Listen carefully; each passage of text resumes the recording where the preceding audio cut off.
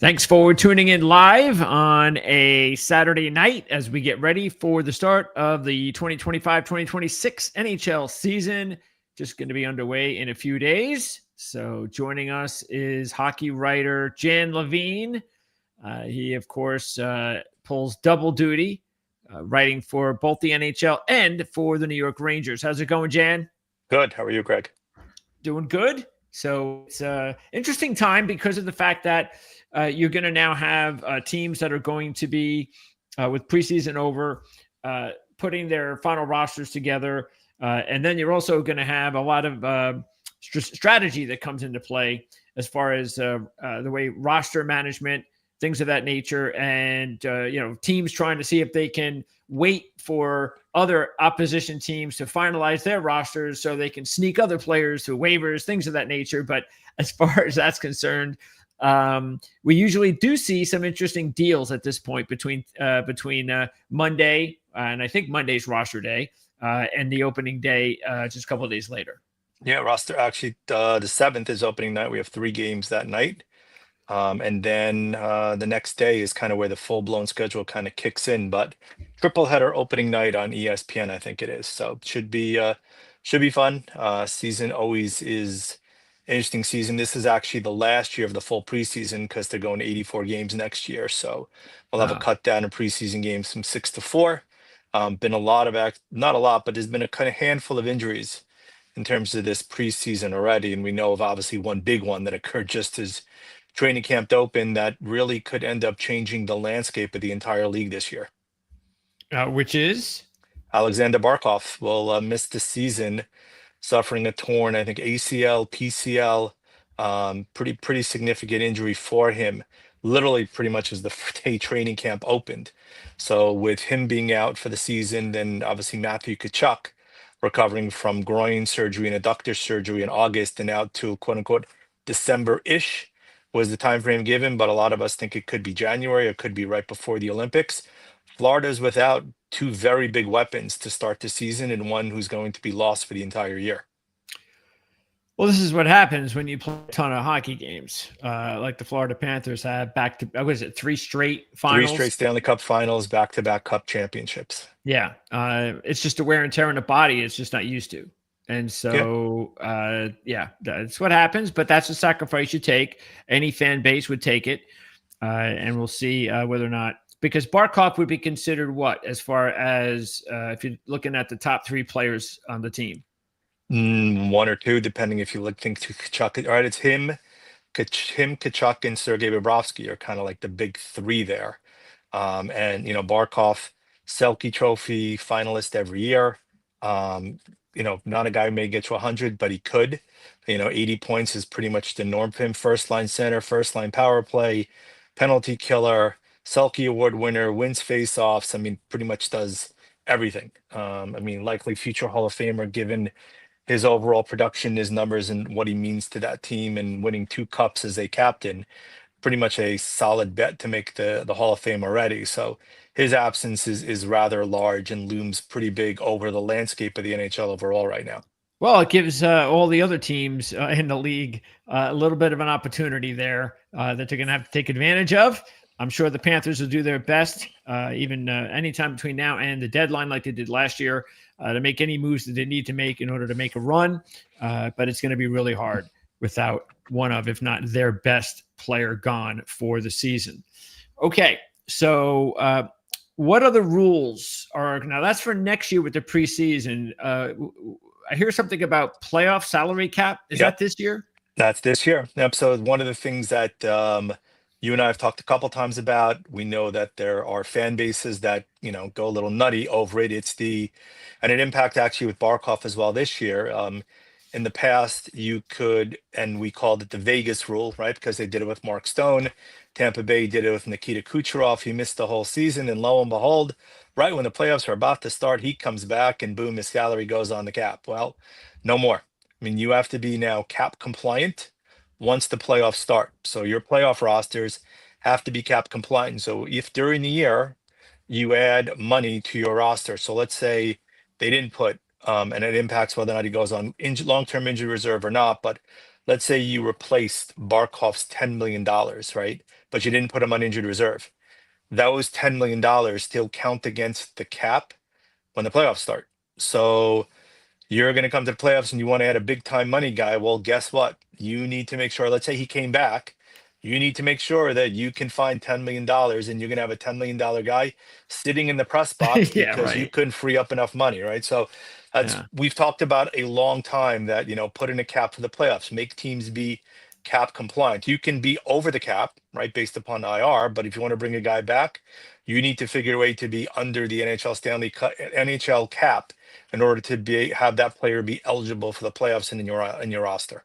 So that was a rule that no other league had in place other than hockey, Well, I mean, or a lack of a rule. doesn't really. I mean, baseball doesn't have a cap, right? So it doesn't Sure. impact them. They just have luxury tax, right? And they don't really have a cap for the playoffs. The NBA has a soft cap, right? So there's always ways to get around it, and the NFL does as well. So really, hockey's the only one with a real hard cap where you need to be under that cap. So really, it only impacts them in terms of a league in the postseason. But All right. Well. this is one way where there's been, as you know, a lot of consternation, a lot of hand Oh wringing, and a yeah. lot of commentary about this, right? So, well, now, and I don't have a problem with it. Now, you want to add a guy, be my guest, but you want to somehow miraculously have a guy show up, rising from the dead like Lazarus and ready for the playoffs. Not going to Well, you happen. need you need to have the cap room to be able to fit Yeah. the guy in. Yeah, it's not going to happen. Especially if you're one of those top tier teams, you're not going to have that much cap space available. It just doesn't happen. Maybe in a couple of years, the cap might open up a little bit more. But at this point, It's doing every year. It's going yeah, up. I mean that's why all the big dollar deals that were handed out this year. Luke Hughes just got a big deal at $9 million a year. Jackson LaCombe just got a big deal for 8 years, $72 million, $9 million a year. You look at what some of the other big players have gotten, and everybody's like, oh, Kaprizov just got an actually monster deal, right? 8 years, 16, 17 mil, I think it was.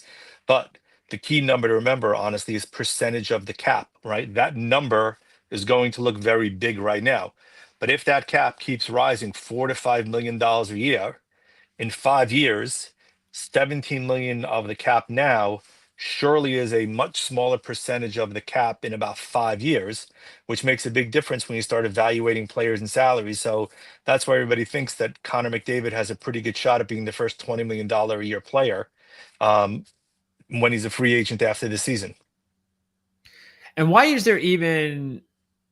I mean, what is the latest regarding David then McDavid? Then I mean, he's going to obviously resign with Edmonton, right? Not I mean, necessarily. there's Not why necessarily. wouldn't I that be mean, the case? um, part of it is whether or not they'll put the team around him to give him an opportunity to win, right? You can argue their goaltending has been a problem, right? It's ebbed and flowed as we've discussed.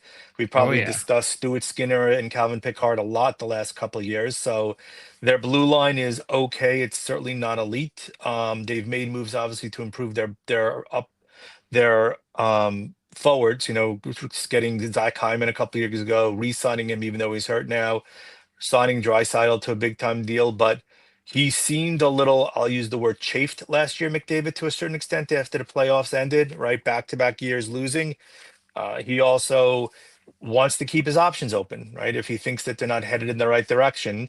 I mean, Edmonton, first of all, did a nice move the other day, signing Chris Knobloch, their coach, to a 3-year extension, right? So that was one way to kind of maybe appease him because supposedly there's a fairly good relationship there, and he's done a very good job, obviously taking the team to back-to-back caps. But McDavid's going to keep all options open, and if for some reason he ends up in the free agent market, that probably 31 other teams Oh will be yeah. figuring a way to get him there. Part of it is, look, I want to win. I want you to do what I think is necessary to help us win.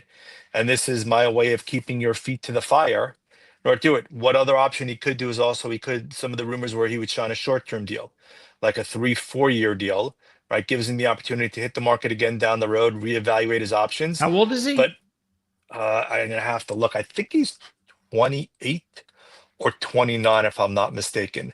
I'm going to take a look while we're talking here, but I'm pretty sure Yeah. that's what he is. But if you think about it, right? If let's say he signs a 3-year deal for whatever dollars they give him, right? He will be a free agent in a couple of years. And as we just talked about with the salary cap rising, right? He gets 20 million now. Well, if the cap rises and he's still as productive as he's been from year to year, he's going to get, let's say, 25 million down the road, right? So he may decide, you know what? He's only 28 right now, right? So he'll be 29 in January. So he's in the prime of his career. In about 3 years, he'll probably still be pretty much in the prime of his career. So, if he signs Yeah, a we can, short-term deal, sure. A, that makes Edmonton continue to have to build around him. B, it also allows him to maximize his earning potential in a couple more years as well. All right. So, with the other thing, before we get on a roll here, with the rest of the season, the Olympic break comes. It's going to take up almost an entire month, which, as much as I love the Olympics, especially for hockey, it's the only Olympic sport that I follow. As much as I love that, I mean, it's almost a month.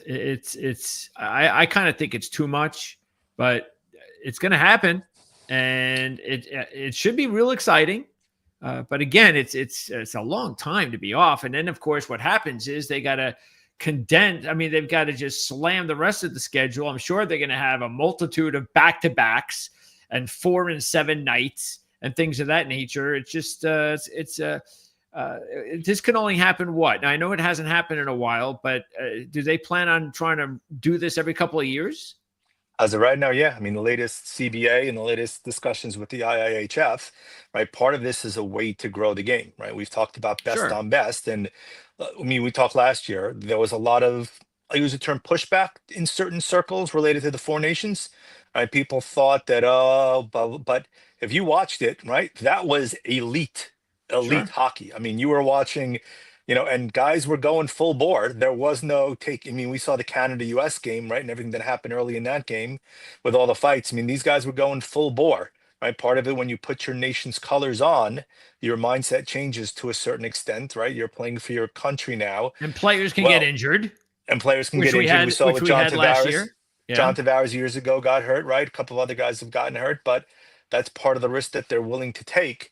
One of the things in regards to that, when you mentioned the 4 and 7 nights, the other things, one of the things to keep in mind as teams are selected is looking, if your team is in contention, right? How many of your players were selected? Are you having a large number of players where you're going to have to worry about fatigue, especially if they go deep in the tournament, or are you on a team where you're not? So let's use Florida, for example, right? Kachuk is going to be selected. But since Russia is not in the tournament, Sergei Bobrovsky gets nearly a month to rest up and get refreshed because Russia's not in it, right? That's clearly a benefit for him. Same with example for an Igor Shesterkin, right? But if you look at a Jake Ottender for the U.S., who could be between the pipes, or a Jordan Binnington for St. Louis, who won the gold medal for St. Louis last year, for Canada as part of St. Louis last year. If he plays, right, that's going to be a balancing act, and you need to have good backups, especially between the pipes. So one of those things from a fantasy perspective is keeping in mind is how many of your guys are going to the Olympics, how many of them go deep there. Canada, US, Sweden are all expected to potentially medal.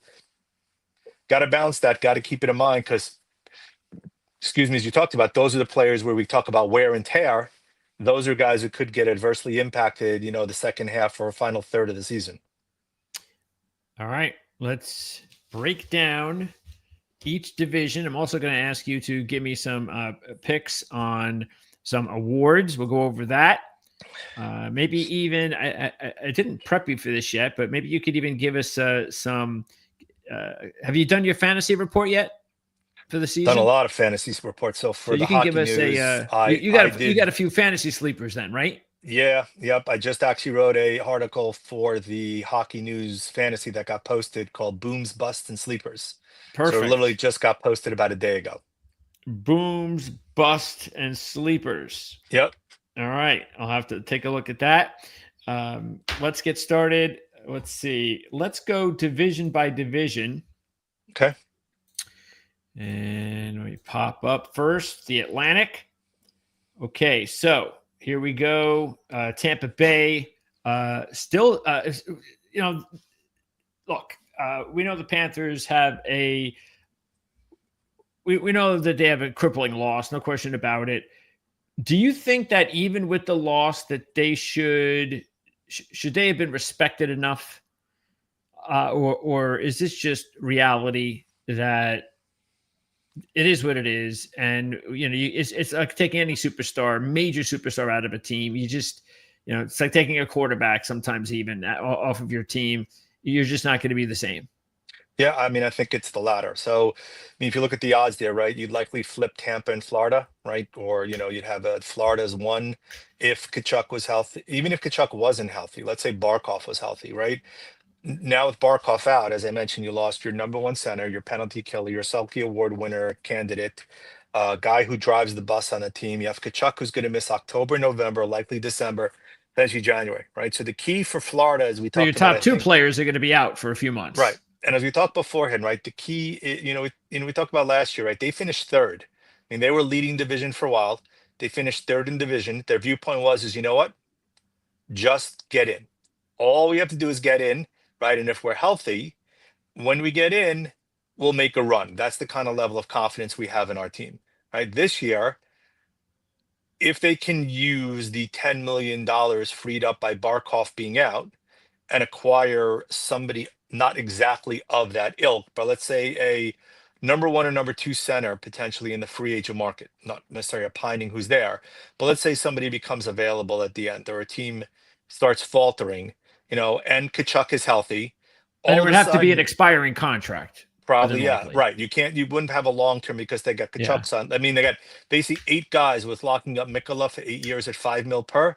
They have about 8, 9 guys their core signed for long term, right? Okay. So I think Anton Lundell is going to do a nice job. If you ask about a sleeper, that's one of the guys I wrote about.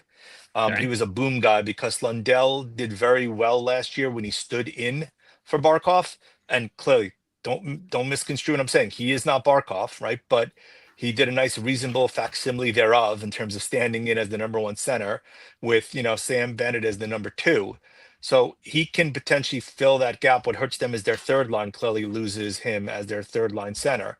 But there is enough talent on that team where they can make a run. I just don't think without Barkov, they're going to be able to win the cup. I look, part of you talked about also wear and tear, trying to make a run 4 years in a row in this age was having to get through 3 rounds of 7 game series to get to the cup, then to try to win a cup in this day and age is almost nightmarish, especially when you're shorthanded.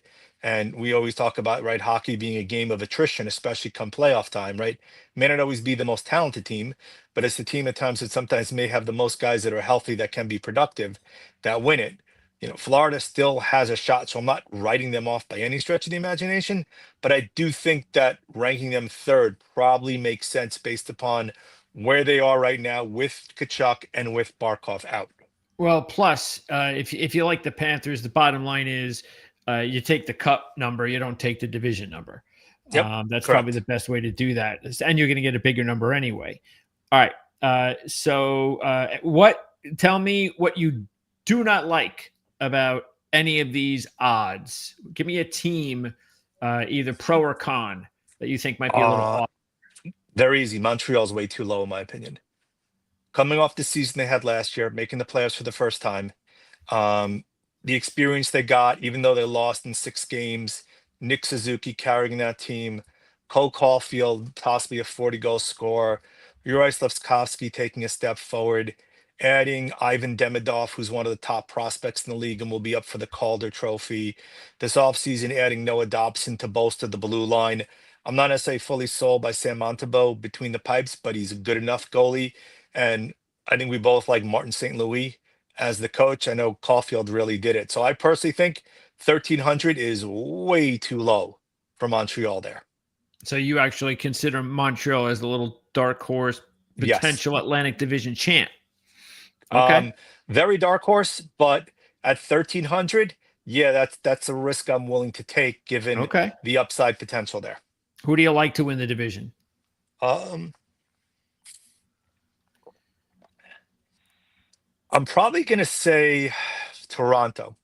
I think them getting experience, winning around last year was huge. I do think that locking up Stolars for 4 years at a pretty reasonable rate was a good ad. The Mitch Marner circus, for lack of a better term, has now ended with him in Vegas. They will miss his offense, but I do think they have enough, especially with Matthew Nees taking another step forward, with Austin Matthews being there. Their blue line to me is still a little bit suspect, but I do think what they got last year, the cap space they may still have to be able to add a little bit this year. What they have on the roster overall, I do like their chances, but Tampa Bay is not one to also basically dismiss. Look, any team that has Kucherov and Point and Hedman and Vasilevsky, and I think Connor Geeky's one of those guys to keep an eye on this year. He could be a guy that's a third liner that puts together a rather nice season. So he's one of those guys to kind of not necessarily dismiss either. But is it the I, supporting cast with Tampa Bay that hasn't really helped them take that next step over these last several seasons? Correct, but I do think they're a better supporting cast than they've had been for years. Okay. It's not elite, but I do think the key this year is Morgan Riley's going to have more responsibilities heaped up on him again. They got Matthias Michelli in a trade, who 2 years ago was really good for then Arizona, now Utah. Um, Fell off face of the earth last year, but could be a decent first or second line wing, or depending if William Nylander plays that role. Bobby McMahon gets a shot. I like Max Domi. I really like. I mean, Dakota Joshua is a guy who, as you know very well from Vancouver, who's a pretty good third line winger. Like I said, I do think getting Chris Tana for full season is going to help them. So I think they're a little bit tougher than they were in the past. They got a little bit more of an edge to them. They still have the potential elite scoring. So look, if Florida was healthy, I still would go with them. And I do have them to like Tampa a lot still, right? But I do think that Okay. and they have depth, Tampa, right? We talked about, if you look at their lines, Gensel, Point, Kucherov, right? Then you look at Hagel, Sorelli, and when he's healthy, Nick Paul or another guy, Gage Gonsalves, who I like. They added Ryan McDonough again to their blue line, which substantially helped their blue line. They got Cernak and Moser as another pairing, and you have Vasilevsky. So I do think it's going to be between Tampa and Toronto, fighting it out for the division, mainly only because Florida doesn't have it. But I do consider Montreal as a dark horse candidate if they get hot to go on a run and have a shot at the division. Very long And shot, but I think it's a shot. and you don't think Ottawa has what it takes to take I that next I step? I like Ottawa to have a shot at the playoffs. I don't think they're necessarily have all the pieces yet to be able to win. I think they're in a good position. I think their trade last year of Shane Pinto for Dylan Cousins was a steal, because Cousins is a perfect second line center for that team. We know how good Tim Stützle is, right? We joke about the other Kachuk, right? Brady Kachuk showed last year in the Four Nations how good he is. We know what Jake Sanderson did last year. We know what Thomas Shabbat. Getting Linus Ullmark definitely helped them between the pipes. I think they're a good team. I think they have a pretty good top nine, especially with Giroux and Zetterlund at right wing. But I think there might be a little short compared to the other teams. Okay. And then Detroit and Boston. Wow. Detroit and Well, Boston. well, What's going Boston, we on with those know. two franchises? Well, Boston lost Krejci, right? And they lost Bergeron, and they had a very good year. And then last year, they were basically the bottom fell out from them, and they returned to earth. I think 10,000 is probably a smidge high, though. I mean, if you really want to go nutso, throw like a 20 spot autumn on the hopes that maybe I don't see it. Look, I David mean, that's Pasternak huge. is 100-1, the Boston yeah, Bruins yeah, to yeah. win a division. Well, Wow. again, look how bad they were last year, right? They had Yeah. the seventh overall pick for a reason. They were in the bottom part of the league. So they're in major Pasternak, rebuild mode right now.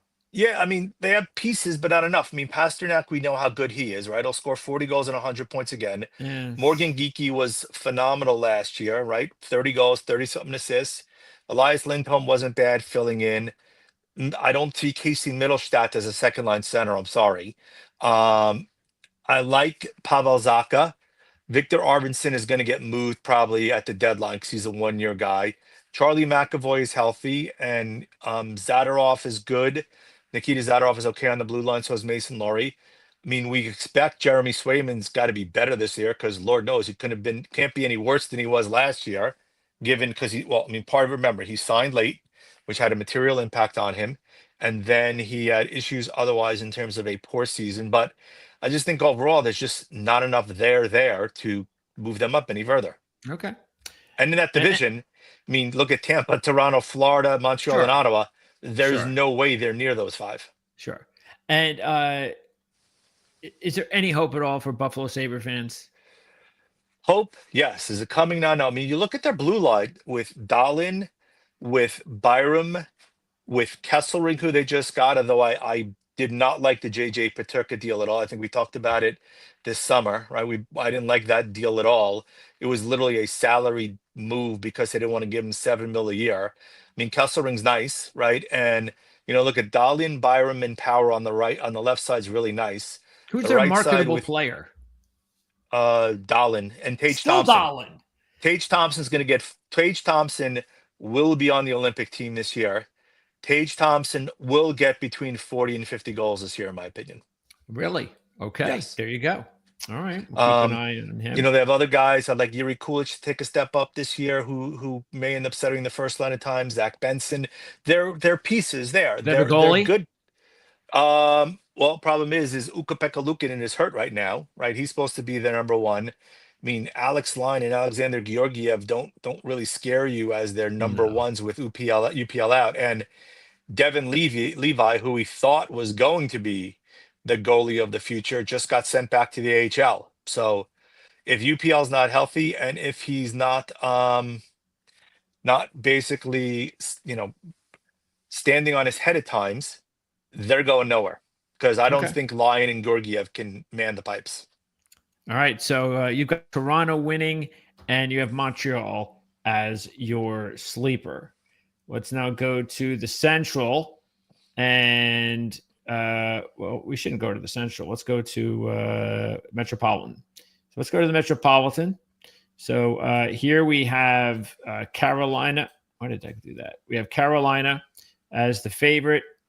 New Jersey in second. Your Rangers are sitting there. Islanders, Flyers with Rick Tocchet, and the Pittsburgh Penguins. In the same season, we have the Boston Bruins and the Pittsburgh Penguins at 100-1 to win their respective divisions. You got to love parity in hockey. All right. So, yeah, go ahead. Start off. Give me your sleeper. Or just give me a team that you can do the opposite. You can give me a team that there's no way that team should be that. So as big of a Ranger, as big as a Ranger fan as I am right now, there is substantive concerns about the bottom six of their blue line. Right, they just sent down two of their better prospects in Gabe Perreault and Scott Morrow. Part of the view is they wanted to get more experience in Hartford, but the problem is your blue line now. They signed Vladislav Gavrikov to a 7-year deal, who's going to pair with Adam Fox. So your top pairing's elite, right? One of the best probably in the league right now.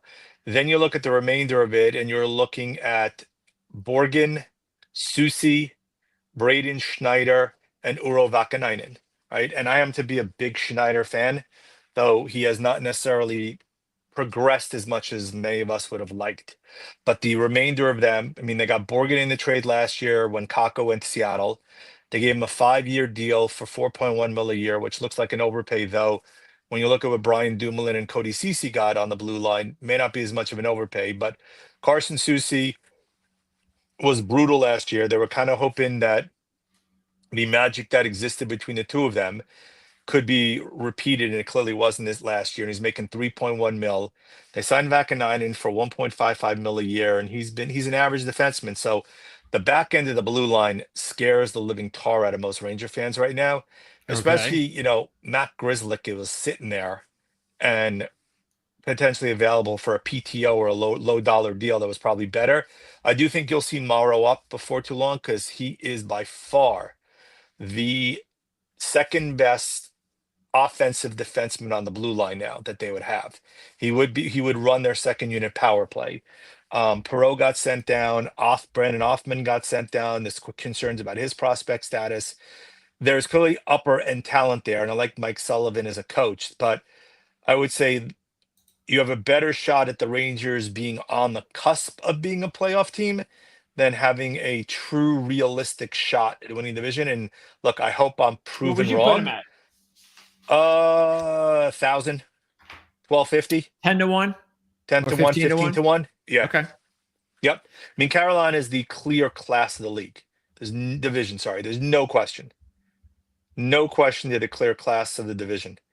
maybe the career class of the league also, depending, right? They've not done it yet. They made the Eastern Conference Finals last year, but if you look at it, the only question mark there is their goaltending, right? If Freddie Anderson can be the guy in the playoffs, where he's always had health issues, right? And they're going to manage his time correctly.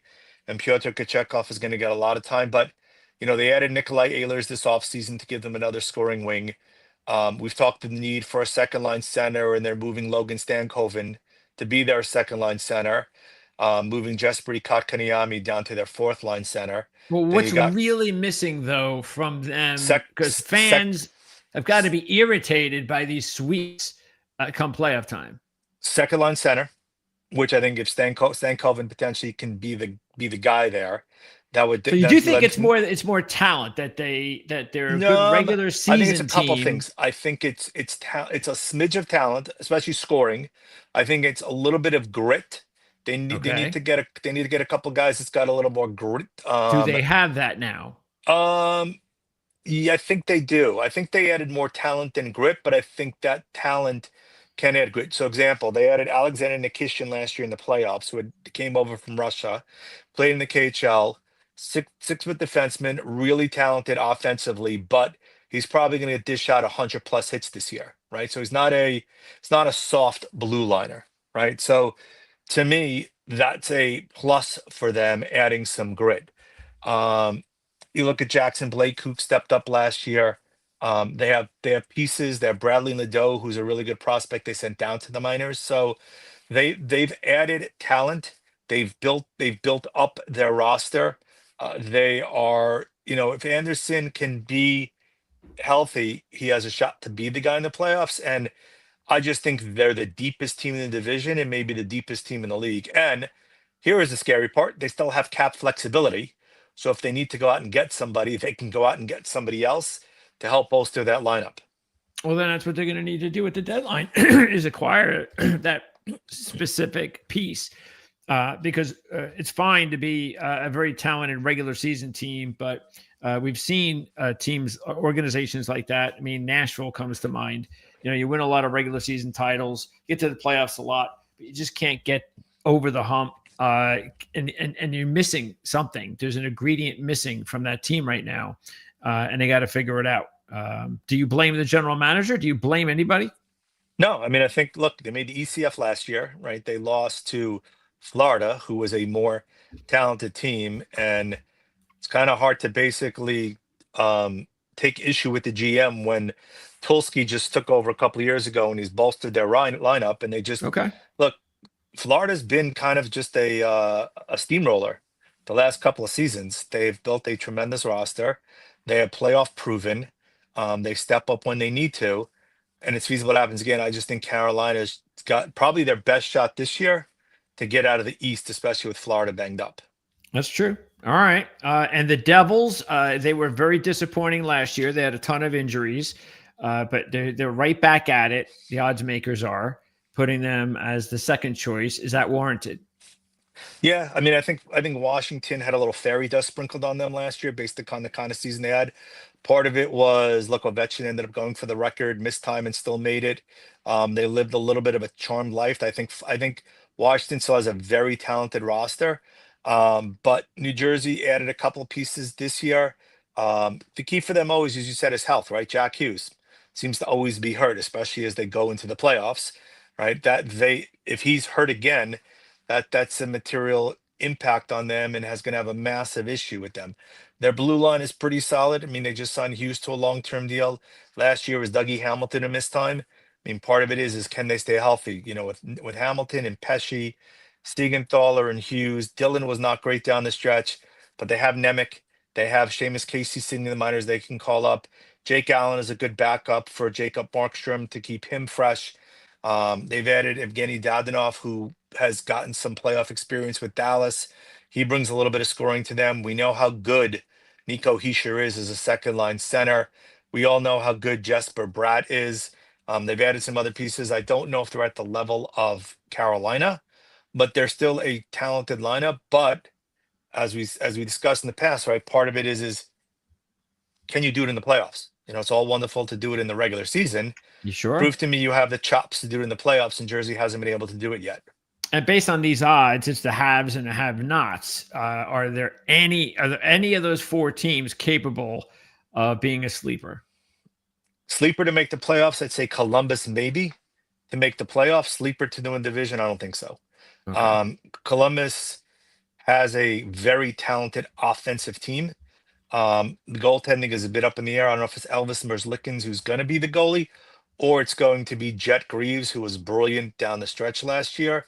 I mean, there is a lot of offensive talent there. You look at Dmitry Voronkov and Sean Monahan and Kirill Marchenko, and you look at Boone Jenner and Adam Fantilli and Kent Johnson, and you look at they just added Charlie Coyle as a third line center, and their blue line with Werenski and Fabro as a number one pairing, and Severson and Provorov and Matejchuk and Gudbransson's pretty solid. It's not great, but it's a pretty good 1 through 6 blue line. So there is talent there, and I do think they have a shot contending maybe for the 8th spot, especially if they get off to a good start.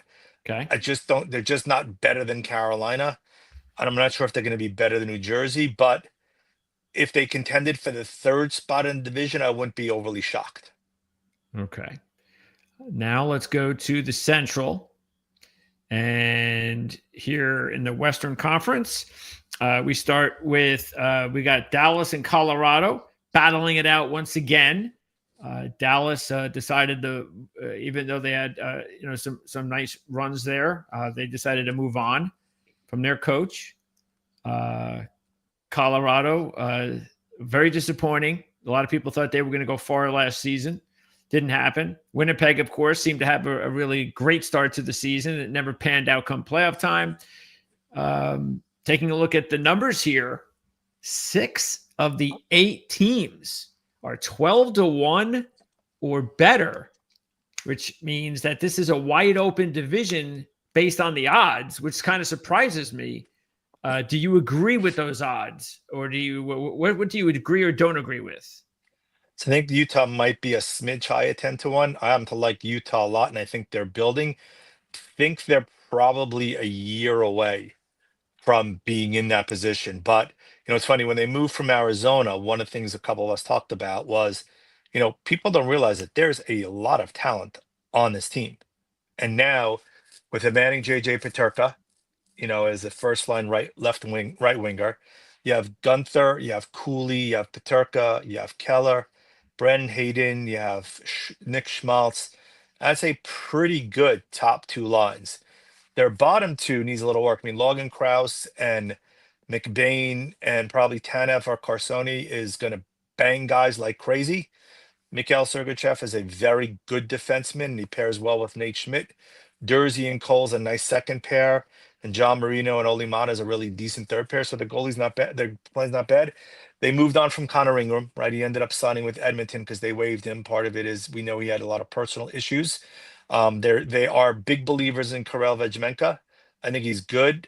Whether or not he's at the level to lead them to the playoffs, I'm not sure. And Vitek Vanacek is fine as a backup. So I think their net minding needs to be a little bit better for them to be, 10-1 to win the Are division. they But a team? offensively, they're going to score goals. There's a lot of offensive talent on that team. Okay. All right. And then what about a sleeper here? And there's not much of a choice because you've got 4 favorites, really. Are the Blues a sleeper, or Nashville, or Chicago? Oh, forget Chicago. Yeah, Are the, I'm not going now. St. Louis or Yes, Nashville? I could see the Blues being a sleeper. I mean, look, Binnington and Joel Hofer is a pretty good solid 1-2. Right up front, but Pavel Bogdanovich is coming off a bad year, but we know what he can do. Robert Thomas doesn't get talked about as one of the better centers in the league, but he is. They added Pia Suter, who you know quite well from Vancouver, as their number 2 center. Braden Shen gets moved to the 3C, which deepens their lineup. We saw what Dylan Holloway did last year there. We know how good Jake Neighbors can be. Jordan Kyrou is really good. They've added Jimmy Snuggerud as a rookie. They've added their blue line with Fowler and Pareko is pretty solid. They added, I mean, I still don't agree with them dealing Zach Bolduc. to Montreal, who I forgot to mention with Montreal, who's really going to lengthen their lineup when he's healthy. They like Logan Mailloux as an offensive blue liner, but I preferred Bolduc there. But if Mailloux is what they need on the blue line, St. Louis has the horses. They definitely should be in playoff contention. And I would give them a long shot to win the division. The elite of the division are still the elite of the division. I mean, look, they've got good goaltending, though. I would say Colorado's in a bit of a dice situation. First of all, Mackenzie Blackwood is hurt right now. He's dealing with an injury, so Scott Wedgwood could end up being their number one to start the season if Blackwood ends up being out. B, part of it is I know there are people who are not big Blackwood believers, right? So that's a concern. They do get Gabriel Landeskog back, right? And I think most people are, even if you're not a Colorado fan, just the story of how long he missed, how much he went through to get back, what he brings to the table, lengthens their team. I'm not fully in love with their blue line, even with adding Brent Burns. I think we both thought Burns was a little bit on his last legs in Carolina, but he'll get sheltered a little bit playing on the third pair in Colorado. I mean, Cale Makar is just a monster. Devin Taves is a real good pairing guy. Sam Girard is very good. I think Josh Manson and him is a decent second pair. Their lineup is really good. Brock Nelson resigned to be their 2C. So Colorado is just really good. And So look, what is their Dallas, major improvement I think from? they need a help on the blue line. I think they could use one more blue liner, in my opinion, a third pair guy. Um, Offensively, they're fine. I mean, part of it obviously depends if Nikushkins can stay out of trouble, right? That's kind of a big key because he's had some suspensions in the past. Um, So it's they're goaltending deep and a little defense. to goaltending on defense. Now, Blackwood's healthy, right? Wedgwood has shown he can be a solid backup. That to me makes them a cup contender. But right now, Blackwood's dealing with a little bit of an injury. He may miss the opener, though, supposed to be back. And Dallas is just, look, Thomas Harley deserved the deal that he got. In my opinion, he's their number one blue liner. But and again, I saw Nils Lundqvist play with the Rangers. I liked him, but when he's your second pair guy now, that's a little surprising because basically at times he was benched last year. So I find that a bit surprising. But offensively, Hintz, Duchesne, Johnston, Jason Robertson, Jamie Benn when he comes back because he's out with a lung issue. They signed Ranton into that big deal last year in March. Tyler Sagan. There, there's offensive talent up and down that lineup. Jake Ottinger is a true number one goalie, as we saw last year. So they clearly are in the mix. And look, as you said, they moved back to a prior coach. So who says you can't go home again with Gunson? So they hope Gunsel is the answer for them to be able to get past that second round or third round matchup. Okay, and who do you trust more, Winnipeg or Minnesota? Ooh, it's a tough question. Look, if they didn't get him signed, right? The story all season long is where's Kirill Kaprizov going? Where's Kirill Kaprizov going? Well, guess what? He's going nowhere for about 8 years, unless some people believe the rumor that he was signed to be traded, which I don't believe, right? They also today signed Philip Gustafson to a 5-year, $34 million deal. So their number one goalie is not going anywhere. We all expect Marco Rossi to take another step forward. We know how good Boldy is. They brought in Tarasenko as a second line winger. Zev Buim now will have a full season there. He'll eventually end up being their number one blue liner on the power play, even ahead of Brock Faber. So there's talent there. There's pieces there. They finally got out from under of the Zach Parisi and Ryan Suter contracts, which prevented them from doing a lot of work. And clearly, Bill Guerin said, "I'm in the money. I'm going to spend it now." And sure enough, he's clearly spent it this offseason in terms of inking guys long term. Um, I think Winnipeg is one of those teams, in my opinion, who would probably benefit from finishing third or fourth in division, making division, not killing Connor Hellebuck during the year, Yeah, that's letting got him to take a basically toll at some be point. let him be a little fresher. Yeah, Don't give him 65 games, maybe give him it's 58 ridiculous. games if Comrie's good. Make the playoffs and then let him be fresher for that playoff run. But the pieces are there. I mean, look, Scheifele's a really good number one. Kyle Kiner, look, if he had been in the lineup last year for the U.S., maybe they beat Canada in the finals, right? He's a 45, 50 goal scorer. They added Nyquist as a nice little second line guy, and Nemestikov. Barron has actually been good since he came over there. Josh Morrissey's become a true number one blue liner. So there's talent there also. I just think that they need to avoid um, hiring out Hellebuck during the season and letting him get a couple of extra games of rest would probably benefit them in the long run. Okay, so who do you got to win the division? Is it going to be Colorado? Uh, I'm going to go with Dallas still. I mean, it all depends. If Blackwood comes back early on, is fully healthy, I may switch my decision, but I still got to go with Dallas. I think they're just the overall the best talented in the division. And then we wrap up the division talk with the Pacific. And of course, Edmonton and Vegas, clearly the top two teams to beat. Seems like that's been the case for several seasons now. Kings made a really big run last year. I kind of look at that sort of like I looked at Washington's run last year. I don't believe it that they're going to repeat that. Of course, Vancouver took a step back with all their injuries. And then you've got some potential surprises. So give me, first of all, a sleeper from Vancouver, Anaheim, or Calgary. Not sure if there really is one. I mean, I think the division is so top heavy. I mean, you could argue, as you said, I think LA may be a smidge high. As much as I like them, 4-1 seems high to win the division. I just don't. Yeah, it's ridiculously like high. you said about Washington, right? I think like them. I do think. Look, it's one of those teams that if they make the postseason, which I think they will, they're a team I don't want to face come postseason, especially if Doughty and if Brant Clark does take a step forward. I think we've all been waiting for. There's a pretty good roster there, right? I mean, Darcy Kemper has shown he can win a cup, right? He did it with Colorado. He was great between the pipes last year. It's a deal that worked out between both teams with Pierre-Luc Dubois going to Washington and him coming to LA. They added Kuzmenko last year, who flamed out after one good year in Vancouver. Then he went to Calgary and he flamed out there. Then he went to Philly and he didn't fit in there. And they send him to LA and he becomes the second coming and meshes really well on that first line with Anze Kopitar and Adrian Kempe, who is a guy that nobody talks about, but just consistently gets 30, 35 goals every season, right?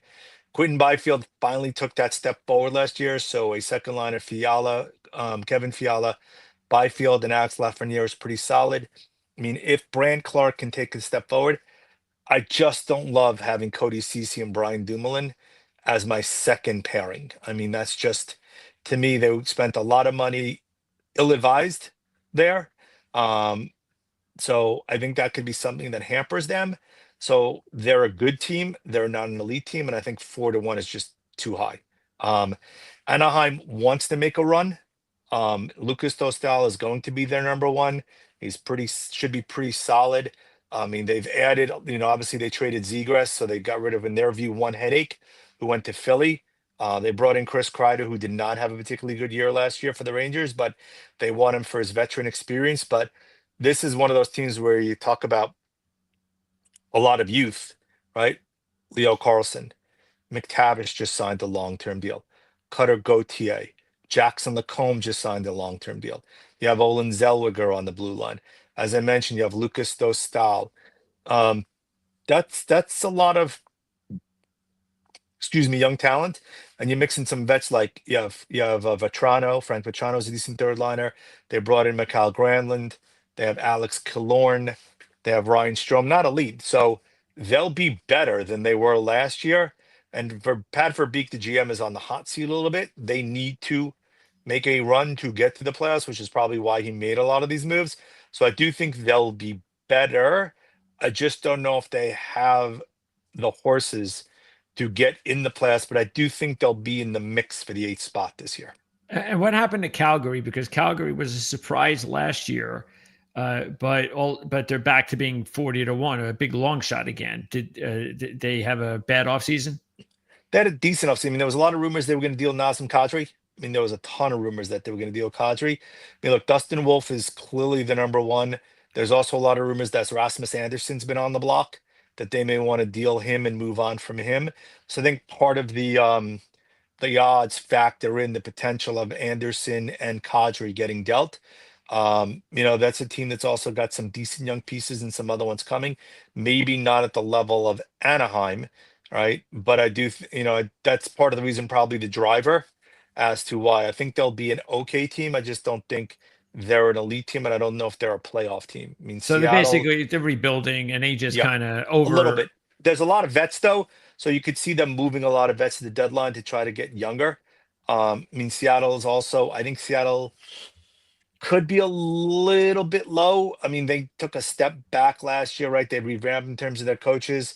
There's definitely some talent there. Um, I don't think it's obscene, the odds, just because the amount of talent is probably not at the level of the other guys. And look, San Jose is trending in the right direction, right? Clearly, adding Celebrini is a big step, right? Sure. But you also factor in that they also brought in Will Smith last year. They got Michael Misa, the number 2 overall pick last year, who may be the number 2 center. They've added Yaroslav Ariskarov, who's going to be the number 1 goalie. They have William Eklund. They have some other pieces. They're certainly building towards the future. What they do need help on is in the blue line. If you look at it, I mean, Sam Dickinson is going to be a really good blue liner, but I think they're a little lacking on the blue line. But if you're looking for a fun team to watch that's got a lot of young talent, stay up late and watch watching Anaheim San Jose should be fun, because there'll be a lot of players you'll be hearing about for the next several years based upon the amount of talent that's there. Who is the top team? Is it Edmonton or Las Vegas to win the division? Oh boy, I'm gonna go with Vegas, and part of the reason for that is the addition of Marner, right? Plus, look, I don't think he's elite, but I'll ask it to you this way: if you had to go into a playoff series, would you rather have Aiden Hill or Stuart Skinner? Can I choose another goalie? Nope, sorry, it's a 1-for-1.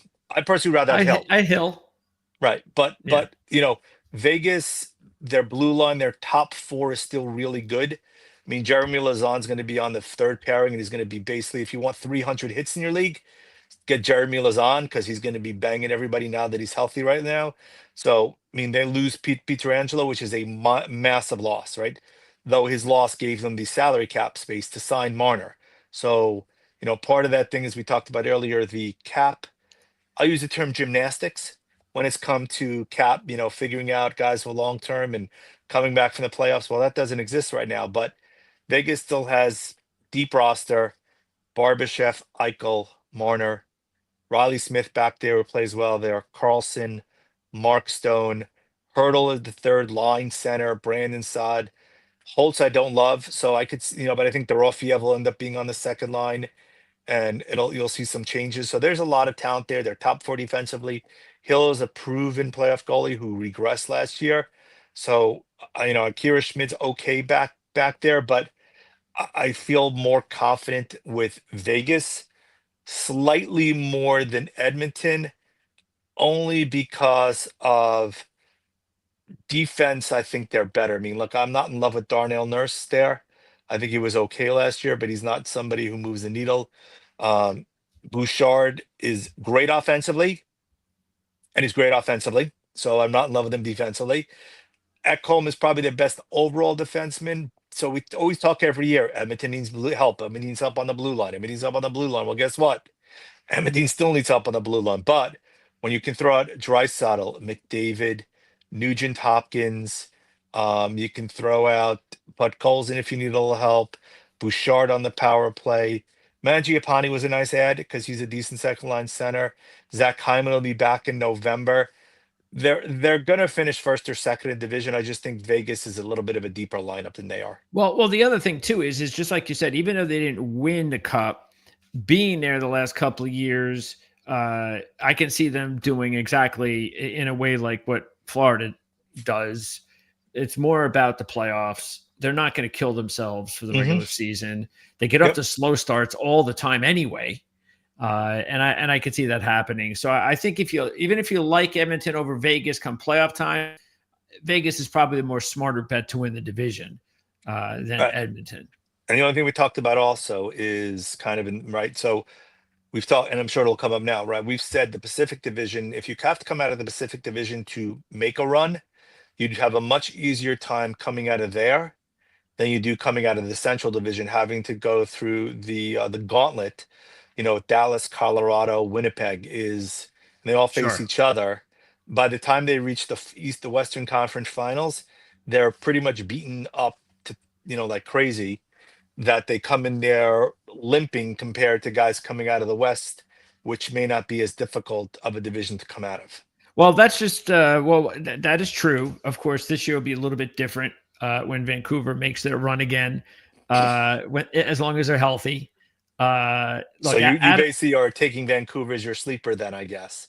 Is that a that's heart not or even. It's not even. is that heart or head right there? It's not even a choice. It's an easy one, and that's because again, look, it's all health. That's all it is with them. As long as they're a healthy team, they're a playoff. They're a lock to be in the playoffs as long as they're healthy. And I'm not even talking about Seattle. I'm not even talking about him because you can't count on him. I'm just talking about Demko more than anything, and you can't lose Hughes for over a month. You just can't do that. They're not that they're not that deep. They can't afford that. Because those are two of their best players, and you just can't take those guys out of that room. So they've got maybe one of the best backup goalies in the league, and of course we know how important this year that's going to be with the Olympic break and all the condensed games, giving goalies rest and things of that nature. I like what I've seen from Adam Foote so far. So far, he actually talks like he knows what he's talking about, which is actually surprising. I'm very unsure about Adam Foote, but I like what I see so far. And I also like some of the young players that are coming up. I think Lekkerimäki has a chance to have a really big rookie season, playing all season. Some of the players that helped him with the Calder Cup last year are going to be contributors, to help their depth, which I think is very important. They've got one of the better defensive deep teams in all of hockey. Throw in the fact now that they got these young kids. Of course, Mancini is fighting for one of those spots. Wielander is going to probably go down to Abbotsford, and that shows you how stocked they are. It's not because he's not playing well; it's because they can't fit him. So that's how deep they are along the blue line. And Hughes is just Hughes is awesome. And I just wish the rest of the league, the Eastern Time Zone, had a chance to see Quinn Hughes on a daily basis. When he comes to the Devils and plays with his brothers, then he will. Yeah. No, but I think part of it. Well, you say from a health perspective, right? I'm not even thinking physical health, right? I'm thinking it from a mental health, right? Last year, whoever you believe was the cause of it, right? There was a trying year, and the chemistry and the clubhouse and the locker room was horrible, right? So, if that's been, I'll use the term fumigated or remediated, and again, there's blame on. We've talked about this before, right? On every side, there's clearly a level of blame from the front office, from both Miller, from Pedersen, right, all over the place. If that has been fixed, and not that they're singing kumbaya, right, but everybody's pulling in the same direction, that will help as well. Well, yeah. Look, management has been really tough on Pedersen. They have not just allowed him to just, all right, if we're going to pay you and we're just going to keep our fingers crossed that everything's going to be okay. They've been really, really hard on him to make sure that he is going to come back mentally and physically ready to play. And he's pretty much passed every test. So the whole team was just so happy that last season they were able, once they got to training camp this year, just the relief of being able to put last year behind them was so important. And that's why I think that that is a question that will be answered in a positive way. I also think that's going to be positive for them. I love Tocchet. I love him as a coach, but I can't stand his style as a coach. And that is going to help this team out because there are certain players that will now, his system was so, tough, and you had to be very defensive minded, and there were a lot of players that just couldn't handle that. They couldn't handle especially the younger ones, because they were worried at any minute if they make a play and it was the wrong play. Well, they may not get any ice time, or maybe sent down to Abbotsford or something. So that's gone. And now they're having a more open system. And that doesn't mean that they're going to be sloppy. It just means that now they know how to play defense, but now they're going to open things up, and they're not going to be so like Mancini has already looked like night and day, because that was one thing he could not do is play for Tocchet. Ratu could not play for Tocchet. So I think a lot of these younger players, especially, and even maybe some of the veterans, I think they're going to really enjoy the freedom that not playing for someone like Tocchet. Now, the question is, will that amount to winning hockey? That's yet to be seen. But that's why having Demko and Lettinen every night in goal with that defense is going to give him a chance every night. So, okay. Todd Peterson, by the way, he's got a couple of questions. One of them is Cheadle. He thinks Cheadle could be a player to watch. And he also wants to know, thinks Sharangovich. So Hedel, as you mentioned, right? Injuries is always the key for him. I look, he's going to be their second line center if he's healthy, right? If he's healthy. He's healthy now, but if he's healthy, yeah. Look, and I hope I hope he stays healthy, right? Because as a Ranger fan, I'm really hoping he stays healthy, just because, look, I happen to like that line a lot. I thought, when he played with Kakko and Lafreniere, I really thought that was going to be I don't want to say dominant line, but a really good combined line. So I do think Hedel, 40, 45 points if he stays healthy is certainly within reach, based upon the talent around him. But as we said, right, the key is going to be healthy. Sharangovich, yeah, I could see it. The problem is I just don't know if he's going to skate on the top pairings, right? So he had a good year a couple of years ago when he came over. 2 years ago, I actually had him in a couple of my leagues. He had 31 goals 2 years ago. He fell off the face of the earth last year to 17. The problem is I don't know whether or not he's going to skate in the top 6. Right now, he's not projected to. But I do think eventually in there, if he ends up on the second line with Frost and with potentially Coronado, or if he ends up even on the third line with Backlund and Zary, he's got a shot to have a rebound year. I don't think he's going to get 30. I think 20 is certainly within reach. And if he moves up and plays on the second unit power play, then bump up his potential production a little bit. Okay, now let's go to Cup future odds. Let's pick some winners. Actually, you know what? Let's start with the conference. Start with the East. Okay. So give us your East final prediction. I'm actually going Carolina this year. I said this a while ago. I'm thinking this is the year they finally break through. And Carolina will beat who? Oh, jeepers. If Florida's able to replace Barkov, wouldn't shock me if it's Florida. However, I am actually going to say it is going to be Toronto. Okay.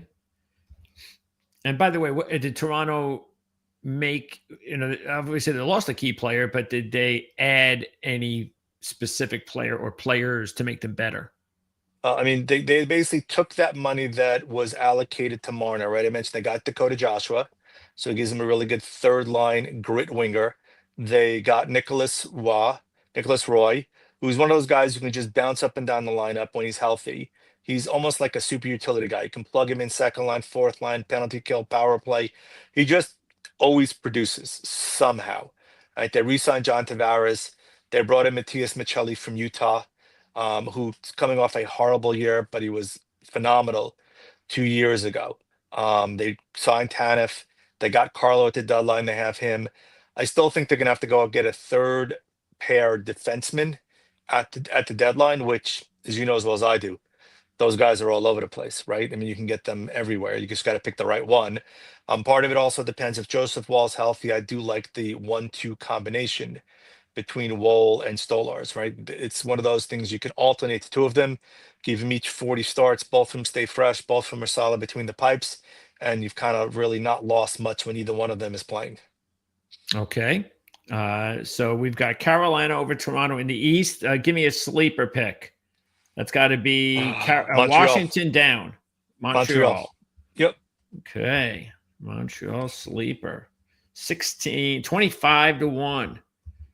And that's just, of course, to win the East. All right, let's get to the West. Who's your pick in the West? Dallas. Dallas finally breaking through again. Yep. And who are they going to beat in the East Finals? I'm going to go with Vegas. Las Vegas over Edmonton. Yep. Okay. I just think they are a little deeper, little better defensively. Granted, obviously goals to a little bit in question, but I think that I put their 6 as a much better 6 on the blue line than Edmonton. Though Edmonton also obviously could try to update the blue line if they've done in the past. And if you're asking me a sleeper from that group, Minnesota. 18-1. Sleeper to win the West. Okay. And now let's go to the championship odds. And we've got Carolina at 7-1. And we have Dallas at 10-1. So it's Carolina, Dallas. Who's your pick? I'm going to go with Dallas. Dallas at 10-1 to win the Cup. Okay. And give me your sleeper to win the Cup. So I'm going to go here. Anything down from here, starting with Toronto. Oh, jeepers. I hate using the jeepers, but it's better than using You got other Minnesota words. 40, you got Montreal 50, and these are the teams. I'll go Minnesota as a sleeper. Wow, to win it all. Yep. Okay. Minnesota, what's Montreal 50-1? Montreal is 50-1. Second sleeper. Okay. So the two sleepers, the two conference leaders, you believe can also win the Cup. Okay, got it. All right. And Greg, just give me 1 second. I'll be right back. I got to go open the door. Just give me 1 sec. Sure. In the meantime, I'm going to go pop up the awards, and this is what we're going to go wrap up with. And I'm also going to ask Jan about some fantasy sleepers, because he did write an article that was available at the Hockey News. So hopefully I'll be able to find that while he's talking about it. And because I know Todd asked something about fantasy. So we'll get into that in just a little bit. And then we'll wrap that up. And then we'll be talking to Jan throughout the season. Every few weeks, I'll get him on and we'll talk about the happenings. Okay. So it's award time. Yep. Let's go ahead and get some sleeper award winners. All right. So this is for the goal scorer. And this could definitely be, of course, important to fantasy fans out there. Yep. So let me wow, Connor McDavid is 16-1. Wow. Okay. He's more assists lately than goals. That's part of the reason. Okay. So give me Tage Thompson. Tage Thompson, 18-1. Okay. Tage Thompson, 18-1. Got it. All right. And by the way, are these odds, nothing sticks out to you? These odds look okay to you? Second one would be Kyle Connor. 75-1. Scroll down a little more. Got 40 last year. Kyle Connor, okay. Yep. Caulfield, I think, gets 40 this year, in my opinion. He was close last year. I just don't know if he's going to have enough to get the Richard. All right. Tage Thompson, 18-1, and Kyle Connor at 75-1. Now let's move on to, did we do a rush? No, let's do hard MVP. So let's go to a sleeper. So let's, so any of these sleepers here this is a good one right here, baby. So give me a sleeper. No bias at all. I can tell you're not biased at all. Scroll up again to the top, and then we'll go down a little slowly. I have a couple in mind here. Go down a little bit. Go up a little more. Up a little more to the top. I'm going to say Austin Matthews. 18-1. Austin Matthews. With Marner gone, I could see Matthews potentially having another big year. MVP. All right. And Quinn is going to be, not only is Quinn going to, again, if he's healthy, but because he's going to be going to the Olympics and he's going to help the Americans win a gold, everybody's going to, who is this guy? I don't stay up late at night. If anybody doesn't know Quinn Hughes already, then they really aren't watching hockey. I would Yeah. say Makar is one of those guys to keep in mind also. I mean, sooner or later, he's going to have that 100-point season. Yeah, it's I don't really like goalies winning. It rarely Hellebuck won it happens. years ago. Yes. Yeah, I don't like goalies winning it, but yeah, okay. Norris. Well, gee, I wonder who you're going to pick for your Norris. Well, that's here. easy. So let's go with a sleeper. Thomas Harley. Thomas Harley's one. Thomas I Harley. would say Zach Werenski's another. Werenski, in my opinion, had a shot at being in the top 3 last year, so I'll say Werenski at 12-1. Oh, okay. I mean, it's clearly heavily weighted for the top 2 there. I mean, yeah. I mean, it's as long as they're healthy, they're 1-2 usually. Yep. Vezina. I got another sleeper for you. I tell you what, the only way Demko, I think the only problem he's going to have is because, like I said, they're not going to overplay him. They're just not. They know they've learned their lesson, so that might hurt his chances. Okay. I mean, it's not a sleeper. I mean, obviously, you got to say Ottinger is going to be in the mix. Scroll down a little more. Okay. Gustafson is one. I think it was a little further down. So if Minnesota does, there we go. If Minnesota does have that big year, it's going to be Gus Bus driving it. He's a very deep sleeper. I mean, clearly, Helly has to still be the favorite by, not a surprise because he should be. And I like, by the way, I don't think if Calgary does make a run, it's going to be because of Dustin Wolf. So he's a guy to keep an eye on as well. 25-1. Yeah, I know he's in your division. You don't like him. But he's not. I mean, he did everything in his power last year, and he still couldn't make it. And so it's. What I'm saying is, if for some reason Calgary does make, don't you think that? I mean, when was the last time a Vezina a winner won and was on a team that barely made the playoffs? That doesn't happen very often. I mean, if they're that good and carry the team there, I don't remember when, but it definitely could happen. I mean, great. Look, the big names are going to be the big names always, but if he gets 35 wins and leads them to the playoffs, it's kind of hard to ignore him. All right. Rookie, last one. I mean, clearly Demidov is the favorite. I will say Nikishin, if he gets first line power play time, is a sleeper. Misa? Because he's got a bit of physicality to him. He's got experience from playing in the KHL, so he's not a kid. Granted, he only got a couple of games last year in the playoffs, but Nikishin is one to keep in mind. Okay. There's a good one right there. I happen to like Lekaramaki's actually having a really good camp. So he's another one as a sleeper. I'm really surprised actually that he is 50-1 based upon his preseason and his hype from last year. It's because he plays in Vancouver, man. Oh, it's not the Vancouver hate. Well, it's not hate. It's just identity. That's all. Look, I mean, you can. It's hard to argue.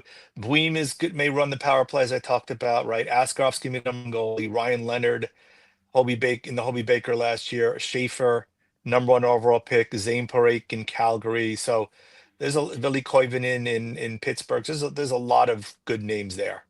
Okay, that's good to see. Yep. A lot of good young players. Yep. Okay. All right. So there you go. I think we missed one. Scroll down a little bit and scroll to the left a little bit. Did you want to do Art Ross? Or you don't want to bother doing Art Ross? For most points? Do that. That's just. I mean, it's probably going to be McDavid. I mean, you would think it's McDavid, right? He's the favorite for a reason. So sleeper. I would say Matthews again. Oh, 75 I mean, if he does to 1. 60, if he goes another 60 goal season, right? He puts up 50, 55 assists. Wow. That could keep him right in the mix there. A lot of good, talented players that are more I mean, these goal are guys going to get scorers. like But 80 points, just not like 115 plus. okay. Okay. And then the last thing before we wrap up, you mentioned that you have an article out. Matter of fact, I think I found, let's see, what is this? What are these links to your? Yeah, you can click on the articles and they'll open up. So So boom, they're bust, and all, sleepers. these are all different Three articles. separate articles, one on boom, one on bus, one on booms, and one on sleepers. Okay. Which one is boom? Middle one, second one down. That's booms. Okay. So, and these are London, sleepers. boom. Well, no, sleepers is the next column. Booms are guys who I think is going to take like a level up in their production or Okay. rebound, right? So Nikishin could have been a sleeper, but no, Lundell, just because Barkov is Gibson. out, he's going to be Wow. the number one center. Gibson How old is should he? Gibson should rebound from where he was in Anaheim. Detroit's been desperate for number one. Do I think he's elite? No. Do I think he's surely a heck of a lot better than they've had? Yes. And they clearly need a number one goalie. Rossi took a step forward last year. So he went to 40 to 60. But if he does skate on the top line with Kaprizov, which is expected, 70, 75 points between him and Kaprizov and Boldy should be good. And we talked a little bit about Nyes. Matthew Nyes is Matthew's left winger. Just kick close. Too many. There's a lot of ads there, unfortunately. So that's why I put him as my sleeper. Even though he had a good year last year with 29, I'm thinking 35 is feasible for him this year. Okay. Then sleepers, Coolidge. I was thinking he may end up as the second. They were talking about moving Thompson to wing and moving Coolidge as the number one center. He's been up and down the lineup this preseason, so part of this depends on if he ends up as the number one center. Sam Rinzel is going to run the power play in Chicago as of right now. He's a rookie, so he's one of those. Keep in mind, Artem Leshunov is the one everybody knows, but Rinzel, Landeskog, he may have gotten forgotten in your leagues. And look, it's been 3 years since he's produced. Shabanov is basically a Matt Zuccarello times two in terms of their height. Both are like 5'7", 5'8", and small, but Shabanov had a big year last year in the KHL. And then Askarov will be the number one goalie in San Jose this year. So his goals against average and save percentage may not be great, but his total saves and his wins, depending on your league format, should be enough to make him one of your 2 or 3 starting goalies, probably your third goalie in your league. All right. And you said And Todd had a fantasy hockey question that he wanted to ask, or did he ask? yeah, Did it we was cover it more. It already? was more on the lines of advice regarding he's putting his a new league together. Twitter, post it on Twitter. See if you can find guys there. I mean, that's usually a good place to find people. Reddit boards is another place I know people post to, right? Hockey Reddit boards, or if you go to Hockey News or any of them, if you're on any of those forums there, you can post there, try to find people. There's usually always people looking to get into a league. What is so if and we got links in the description for both of the sites that you write for. What is your regular schedule? What do you So usually write about? So hockey hot stove is the Rangers, right? I'll be pretty much now the season's getting started. We're doing some maintenance on the site, so we haven't been able to post for a little bit, but we're getting it resolved. Once that happens, it's probably going to be a daily thing in terms of either recaps or previews or overall analysis for the Rangers. And we have all 32 teams covered there. And then the hockey news, the fantasy side of the page, myself and Jason Chen, we both split the weekly column. So it's pretty much more of a DFS format in terms of focus on a handful of guys every day, based upon their percentage ownership and what we think they're going to do. But there also is going to be some fantasy columns there as well. And then I have RotoWire will be my weekly, barometer risers and fallers column. And I'll be responsible starting pretty soon once the season gets cranking for their cheat sheets as well. Okay. And so for the Rangers, what is that? Is that how often do you write for the Rangers again? Pretty much daily. Okay, cool. So if you're a Ranger fan, you're going to write about anything and everything to keep Ranger fans up to date on what's going on with the team. Correct. Okay, and they can interact with you as well. Yeah, I mean, there's the regular posting, and then there's the forum board. The forum board is going to be a bit easier for responses back and forth. There's a bunch of guys and fans that have already joined me from the other side I was writing for, so they're all moving over, just kind of chomping at the bit to get things up and going. It's been live for a couple of months now. Startup, backed by a couple of guys in hockey that people know of. All 32 teams, a bunch of guys that have been in fantasy also, and also regular hockey coverage for a while for various teams. So we have all pretty much all 32 teams will be covered, daily articles. You'll see them on the site, and then you can post responses to the columns, or you can post them to the forums, which is probably a bit easier from an interactive perspective. And the season begins on Tuesday. Yep, Rangers Pittsburgh Tuesday, one of the three games that are going to be on ESPN. And the Panthers kick off the season with their I home think it's opener. also Tuesday as well. Obviously, the cup banner raising, though, it's a little bit muted clearly now with given all the injuries, but they're opening against the Blackhawks at home at 5 o'clock on Tuesday. And ESPN has all the coverage. And what works now And in the TNT. postseason? And TNT It's still still. ESPN and TNT. Both of them will have the coverage. Okay, so that's the same as last year. Yep. Okay, cool. Are they doing any? Do they only like last year were the finals also on ESPN, or they have network TV last year? Think it was on ESPN last year, if I remember correctly. Okay. I'd have to go back and check. I mean, whatever the forum was, I was watching it, so probably wasn't paying that close attention as to which one, if it was on ABC or if it was on a different one. Yeah, So that's how it is I nowadays. mean, It doesn't really matter. well, I mean, everything is on cable now anyway, right? And Yeah, I mean, as we've seen from baseball coverage, right, things are changing right and left in terms of ownership and responsibilities and coverage and stuff of that sort. So that things is have gotten a true. bit crazy in terms of the coverage. So that's Okay. it's not ideal. But ESPN, TNT are kind of the It's two big Well, I places. like ESPN ESPN, Plus. I mean, I get to yeah, watch and there's every there's a ton Vancouver of game. games. There's a ton of games. You go to the ESPN website, right? You can pick your choice of games almost to watch, which pro and con. But Sure. given everything that's been going on now, especially now as we, with football, especially, Thursday night is Amazon Prime, and another night is this network, and trying to Yeah. figure out which network you go to. It's become the alphabet soup clearly of networking, and in terms of ESPN with their bundling now, and the new deal they have with the NFL next year will be a lot easier. But what's going to be interesting to see what happens now once they get the NFL back, what that's going to mean to hockey coverage. That is true. I don't want ESPN to lose it because it's very inexpensive to have ESPN Plus, and it's this thing. So, and I really like the way Amazon Prime has worked for both NASCAR and even the NFL. I don't like it being on Prime, but as far as the watching it, because I have a much easier time just with the whole mechanics of fast forward and things of that nature. I'm so much used to it with YouTube, but it's okay. But that's a nitpick. The fact is they do a really good job.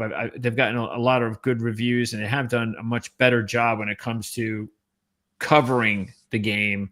With really good analysts doing different things that fans have been waiting for that other networks haven't done. Now, I don't know whether or not that's what some of the other leagues. And again, hockey did not get off to a good start last year. I remember. Maybe they'll be And a then lot better this year. They're on Prime in Canada. Prime Video And the hockey's or on Amazon Prime in Amazon Canada. Prime in Canada. Okay. Right. And they will be eventually for the NHL in the US as well. So that's something Okay. to kind of keep in mind in terms of another network covering it. So, I mean, ESPN's done a fine job. I'm not always in love with their camera angles. I'm not always in love with the analysis. I mean, look, it's pretty funny.